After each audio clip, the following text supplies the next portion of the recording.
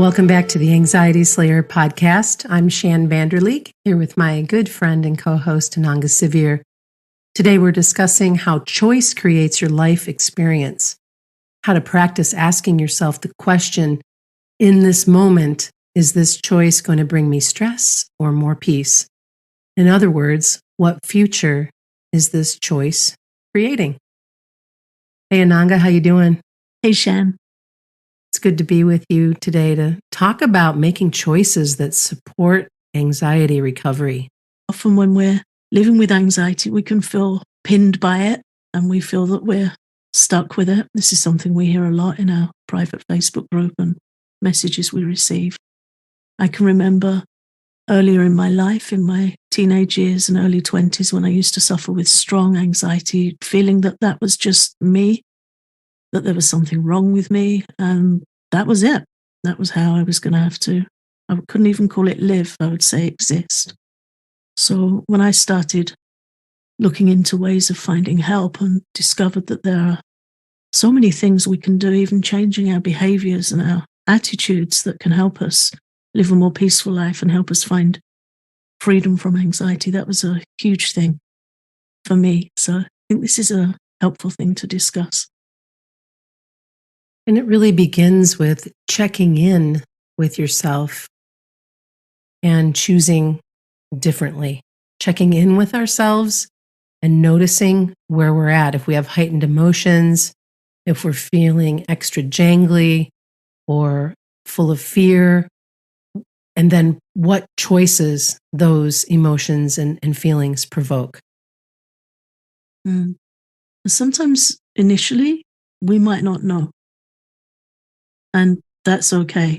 This is the beginning of a process. Sometimes we're starting when we do this to do this very differently. It might be a new thing for us. So at least being open to the possibility of choice. Sometimes our mind is going to really argue with us when we try and do this. Sometimes we feel very definitely stuck and that nothing's working, and we might just need to hold the possibility that there are different choices, even if we don't know what they are yet. Loosen it up a little bit. Maybe it can be different. Maybe I can do a few things differently. I was talking to you, Shan, before we started recording about a wonderful book I'm reading at the moment from a spiritual practitioner who's lived with a lot of pain and illness. And she talks about dialoguing with illness and asking for the message in different symptoms that she experiences. And she shares the point that you don't always get an answer. It might come in a dream, it might come later. But she also shared quite a string of answers that she's received over the years as she became more sensitive to that, more comfortable with that process. So that's something we can also do with anxiety. Rather than trying to numb it out or busy ourselves, distract ourselves, or getting caught in that loop of suffering, to ask, okay, I'm listening. What are you trying to tell me? What's the message here? That's a very potent way to address it. I think we all can learn from that. It's very much the same way as dropping in and paying attention to our body, paying attention to the thoughts in our head and the awareness that not all of the thoughts in our head are even ours. The messages that come through, and oftentimes anxiety could be excitement. And at the time, you don't really know the difference between the two or how to untangle the difference between the two. And there are things that you can do when that comes up that allow you to move through it with just a little bit more grace by being in the question. Yeah. And again, I think that's about broadening or opening to an increased palette of experiences. Sometimes we've got very primary colors with our emotions, but we know that the purpose of primary colors is that they can mix beautifully to create a whole palette, a whole amazing array of colors. So just being open to that sometimes when we have a sensation in our body, we will be accustomed to it being related to anxiety. If we're suffering from anxiety, and particularly health anxiety, we're going to be hypervigilant possibly about that, certainly vigilant. We're looking And you just reminded me of a question we had years ago, some time ago now, from somebody that was lifting something heavy. I think he was moving an old TV into the back of a van, and he started to get elevated heart rate and started to feel short of breath, and immediately felt that he was going to have a panic attack, when really what was happening was he was overexerted from lifting something heavy up high into a van. But the mind had associated it with the previous anxiety episode. But once he understood that, he was able to pull the two apart and realize, no, this is the body doing its thing from lifting something heavy. It's not the same. Feels the same, but the context is different. And that's where looking and asking questions opens up this range of possibility, that sometimes we experience things and they're not anxiety, and sometimes we experience things and they're not symptoms of concern. So it gives us a bit more breathing room. Yeah. More of an ability to trust ourselves as well. Yeah, and to respond rather than react. We talk about how inaction is always contributing to anxiety. And we've mentioned many, many times about how we retreat, or how we make ourselves smaller, or the things that we do when we're feeling anxious that put us in that place of inertia. And I learned from you that Ayurveda says that inertia is related to fear. Can you talk about that a little bit more? Yeah, it comes in a category, a quality of nature called tamagun. In Ayurveda, we have the different body types, and we have different qualities of nature called sattva, rajas, and tamas. So sattva is peaceful, it's light, it's happy, it has confidence in choice, good peace of mind, clarity. Sattva has clarity. Rajas is more passionate, not romantically, just doing, achieving, ambitious, active, and tends to result in us feeling frustrated, dissatisfied. That's the energy you see in cities. It's the energy you see on motorways, this what Ayurveda calls rajasic energy, the energy of doing. And then we have this other energy, tamas or tamaguna, guna meaning quality, which is an energy of inertia, and its presiding emotion is fear, fearfulness, self-preservation, but in a fearful way. And it's a place where we can get very stuck, and we struggle to make good choices, and we can get quite held by that energy. So Ayurveda teaches that if we're feeling some inertia, we feel frozen and we're feeling fearful, then it prescribes moving, getting in a shower, take a shower, put clean clothes on, put light colors on. All of these qualities also have colors associated to them. And tamagun, the lower energy, tends to be dark, black colors, heavier colors. So put light colors on, go for a walk, eat something fresh, be with that up, clean energy. Otherwise, it will hold us in a state of fear, because that's its accompanying emotional state. There's a whole science to this. This is really the background of Ayurvedic psychology, is to really look at these qualities along with our doshas, and it gives us this broad palette of possible experiences. Yeah. But remedially, Ayurveda tries to help us come up through these modes, through these gunas. So we want to come up to sattva gun, which is peaceful. So Ayurveda prescribes good company, uplifting company, a bright, clean environment, a bright, clean diet and attitudes. Which is so different than what we often hear from our listeners who want to retreat / escape from how they're feeling, to escape from that fear by, trying to sleep or numb themselves in any way they can. Yeah, and we all have that. We all have days like that. We all have moments like that. We're none of us immune to that. Yeah. And that is the influence of that energy, because these qualities have influence over us. So when that tamagun has influence over us, we're quite held in its grip. It's not an easy thing to come out of. Mm-mm. And it can feel very familiar to know how to operate under that energy.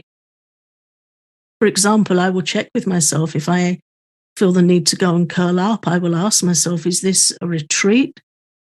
Is this a need for rest? Is it a little depressive? Am I wanting to escape? Am I a bit done with everything and I just want everything to go away and I just want to put a quilt over my head?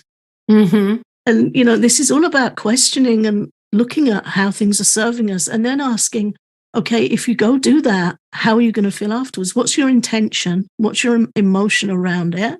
And how do you think you're going to feel when you've done it?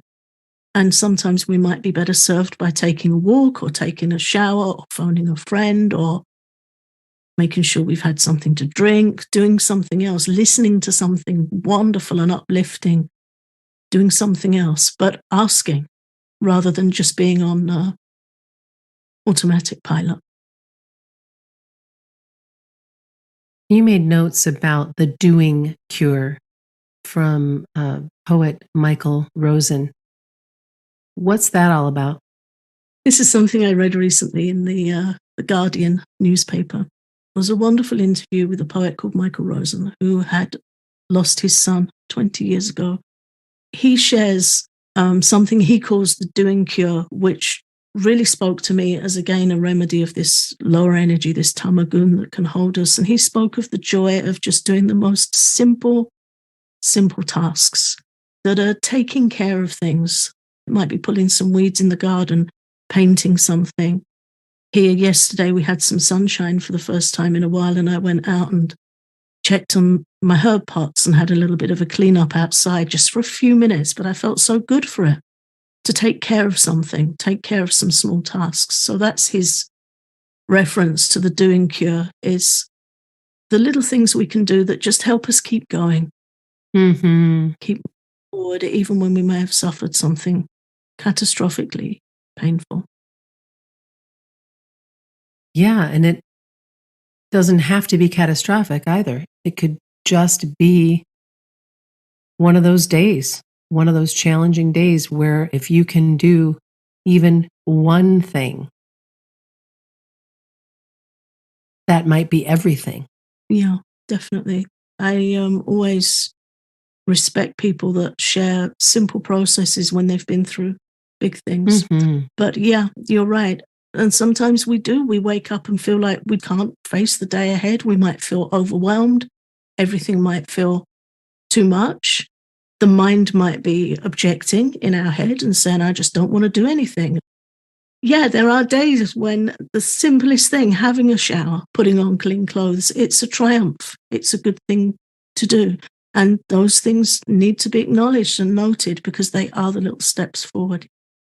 It's one of the reasons why I still love to make lists, even though there's so much of our worlds now are online and our calendars and all of that.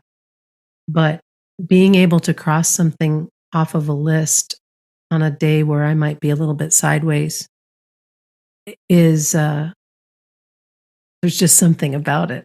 It comes back into this, oh, you know what? That's good. And if you can do that, maybe you can do this next thing. Anxiety Slayer is sponsored by BetterHelp. There is no question that when you're feeling good, you can experience a sense of being in the flow of life. But sometimes life can throw you a curveball, and you might find that you need some extra help, some extra support. Back in 2020, when my daughter was going off to college in the throes of the pandemic, I found myself in a challenging place. And working with a therapist helped me settle my mind and settle my worries about her. If you're considering therapy, BetterHelp is an excellent option. It's convenient, flexible, affordable, and entirely online. Simply fill out a brief questionnaire and get matched with a licensed therapist, and you can switch therapists at any time. If you want to live a more empowered life, therapy can get you there. Visit betterhelp.com/slayer today to get 10% off your first month. That's BetterHelp, HELP.com/slayer.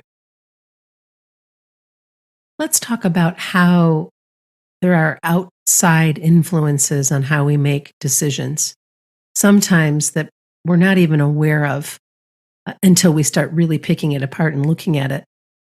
And these outside influences can be our parents, authority figures, role models that we look up to, certainly our friends and social groups, and even social media. All of these are areas that influence us, all of these people and places and messaging. And if we're not careful, we can get swept away in somebody else's idea about things, somebody else's way of moving through the world that might not be our own.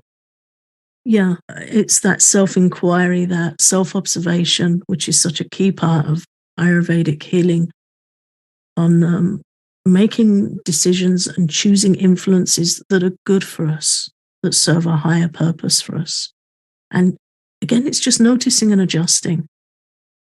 I've read somebody on Instagram a few weeks ago that said they'd spent about 45 minutes arranging pens and cups on their desk to have it look right for an image. Mm. But when I read, that's how she's setting it up, I thought, yeah, of course your desk doesn't look like that. I think my desk right now would look very good on Instagram. Yeah, I'm looking at mine right now, like this smattering of crystals and oils and this sweet little calendar I have, but none of it's neat. It's just kind of all over the place. And then I'll neaten it up. But yeah, I don't think I've ever taken a picture of my desktop, however, and who wants to see it like this? Precisely.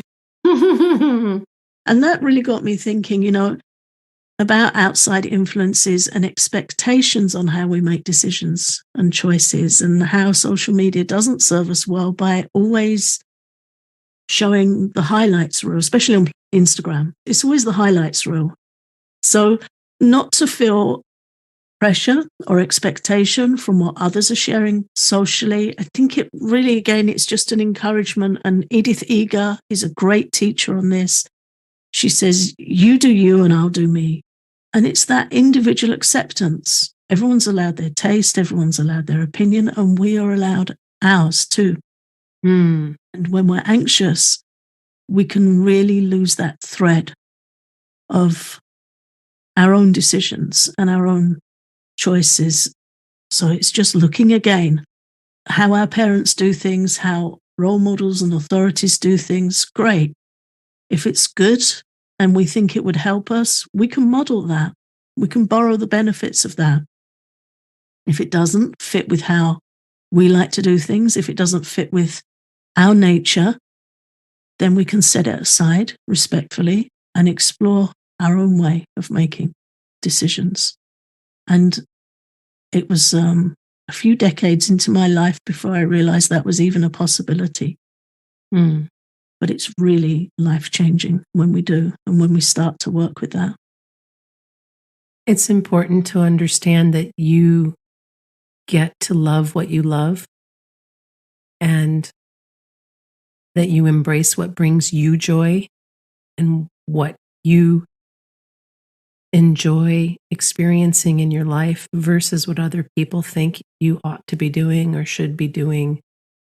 There's so much divisiveness right now in our world, and we often kind of get pushed into one team or another, one side or another, and it doesn't have to be that way either. And we can just kind of carry on with our lives without having to comment on every little thing that comes by. Like, I think of social media and all the people who, so I put a post up and you don't agree with it. Carry on. Scroll to the next thing. You don't have to tell me what an idiot I am or how that point doesn't serve you well or whatever the issue might be, right? Because Yep. aren't we supposed to be kind of keeping this light? We're just kind of showing up, doing our thing. At least that's how I'm looking at it. Is either doing business or connecting with my friends, sharing something funny, trying to keep it light.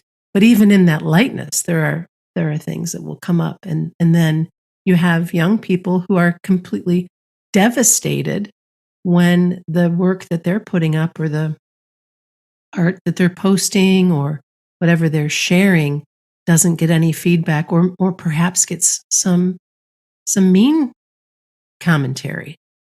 All of this stuff is like, whoa, whoa, whoa. It's okay to pick your lane and enjoy your life and make the choices that you see fit, and to do your very, very best not to worry about what other people have to think about it. I know it's easier said than done, but it's a good practice. It's a good practice, and it is a practice. If we're looking at influences, outside influences on how we make decisions, we can also pick up good influences. Mm-hmm. Like I would recommend reading Edith Eger's book, The Gift. Really amazing life lessons and healing practices to turn some things around. We mentioned last week I was reading a book called Stolen Focus. I still am making my way through it. But wonderful insights, really eye-opening about the influence of social media and how it affects us and how we can go there for gratification if we're not careful, or approval, and how that's shaping the lives of young people. So you can do this from both sides, looking at the influences that are affecting how we make our own personal decisions and reclaiming the right to make personal decisions. And then if we need a bit of support, looking at some clearing practices, looking at information others are bringing on how we can feel strengthened in making good decisions for ourselves. Now we're going to look into keys to upgrading our choices. Whether it be a strong desire or motivation, whether we need support, whether it be a practice, something that we can practice in order to upgrade whatever it is we're choosing. And then, of course, mindfulness is always a part of this too, to be aware, to be mindful, and not be on autopilot. Yeah, I think it begins with picking one thing that we want to change, one thing that we know would support us to change. Making a note, as you said earlier, putting things on paper, ticking them off is very validating. Good old-fashioned way of validating our changes. So never to overwhelm ourselves, take on too much at once. Pick one or two simple things. Check in with our desire and our level of motivation. Do we need more support with that, feeling more motivated, or are we good to go? And looking at how we can make that change, and then coming back and checking in, keep it somewhere where you can see it, whatever works for you, which is our next point. Knowing what works for us really is the gold. When we want to learn to do something, it's human nature to look at how other people do it. But what we need to know is how we would do it. What serves you well, what serves us well in this space. I was listening to an interview with the author Margaret Atwood a couple of weeks ago, who I'm sure many of our listeners know who she is. She's very well known. She shared this story. Somebody asked her about her creative process for writing, and she said it's a bit of a mud pie. I just get this big lump of mud and start shaping it around and developing it as I go. And then she shared that one time she tried to write a book and abandoned it after a good few pages, quite a way in, where she'd used an index card method of having all these index cards and characters and scenes and plotting the storyline out, but it really didn't work for her. But she felt she should try it because she'd seen other people doing it that way, and it seemed to be the way you did it, which surprised me because she's an incredibly definite, articulate, intelligent person. So that was very interesting to me to see her share that. And then the interviewer asked her, was that something somebody else recommended to you? And she just smiled and said, no, it was a self-inflicted wound.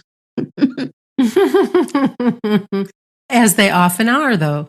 As they often are. And then she went on to share the point that learning what didn't work for her was as valuable as learning what does.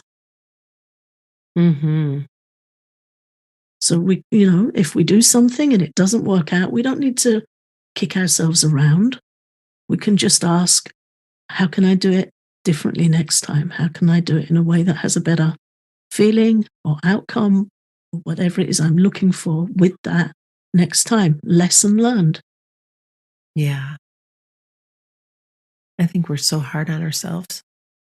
We're very hard on ourselves, and we don't tend to explore what works for us.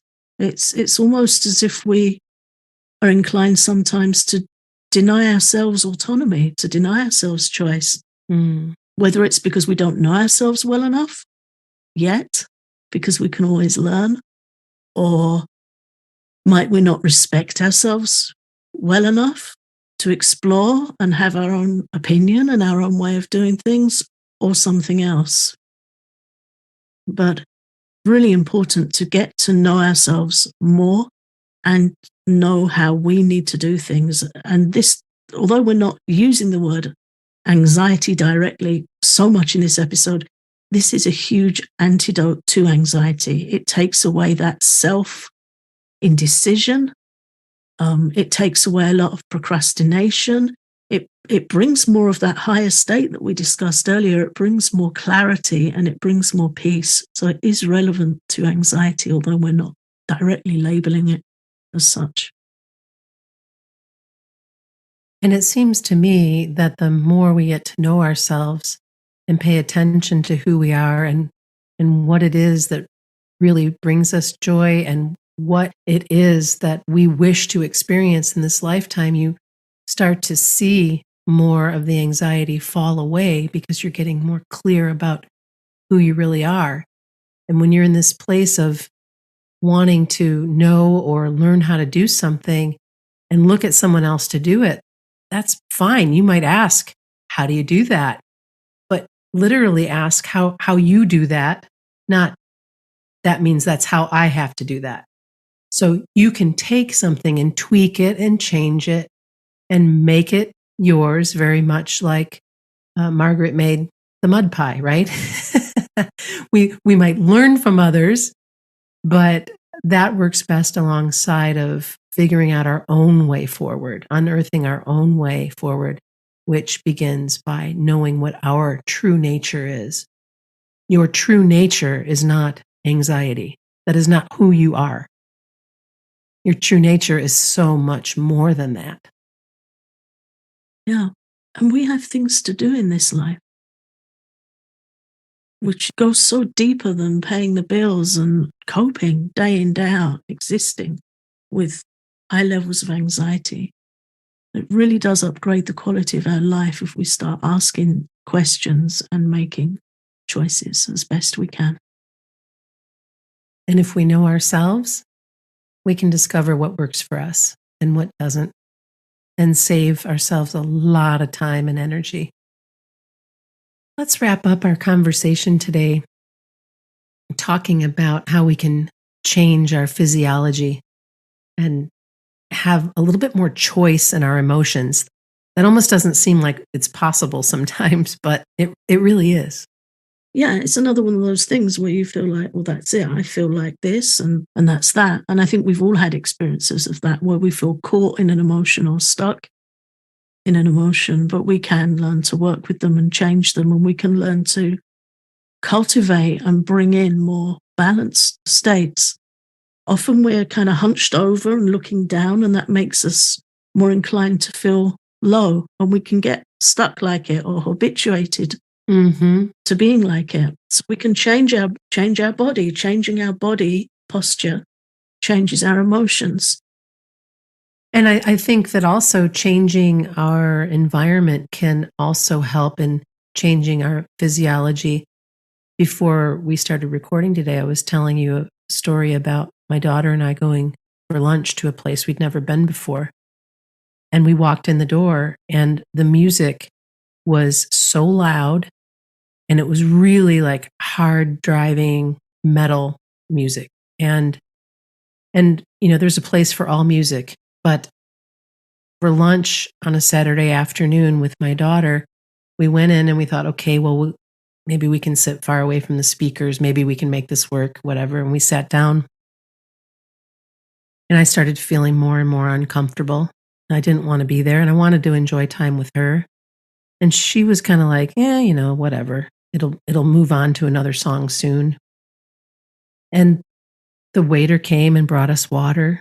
And I don't know, maybe 30 seconds later, we both decided, you know what, this isn't going to work. And we left. And there would have been a time when I would have just sucked it up or told myself something or other. You're already here. He's already brought you the water. It'll be okay. Just stay here. And as soon as we walked outside, so much relief and such a kindness to have not forced myself to endure that. And I think we are often habituated to sitting those things out, and then we're drained by it, and we often carry it with us for a long time afterwards. So that's a great example of making that change. I remember many years ago, I went to see a movie with a friend, and we were just sitting there, and this film took such an unexpected dark turn. And we kind of looked at each other like, I'm not sure how much more of this I want to take in. And then I thought, but, I've paid to see it. And then just a part of me said, don't pay twice. No doubt. You paid money, now you're going to pay with disturbance and waste of time and so many other things. So we got up and walked out. Yeah. But that was quite a realization for me. At that time, I was more habituated to sit through things. Mm-hmm. To put up with it. Yeah, put up with it. Yeah.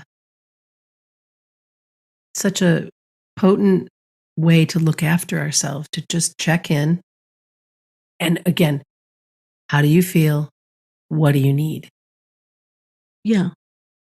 So there are just a few good examples, I think, of how you can honor yourself and make choices that are self-honoring.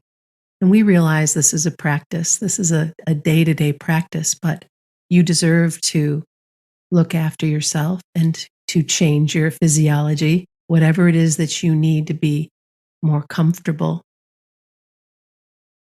If you love our podcast and want to support our work, please consider becoming a patron. You can explore our Patreon for loads of Anxiety Slayer extras for calming anxiety, including exclusive posts, guided meditations, tapping sessions, popular episodes from our archives, and behind-the-scenes conversations. You can learn more at patreon.com/Anxiety Slayer. We hope you come back again.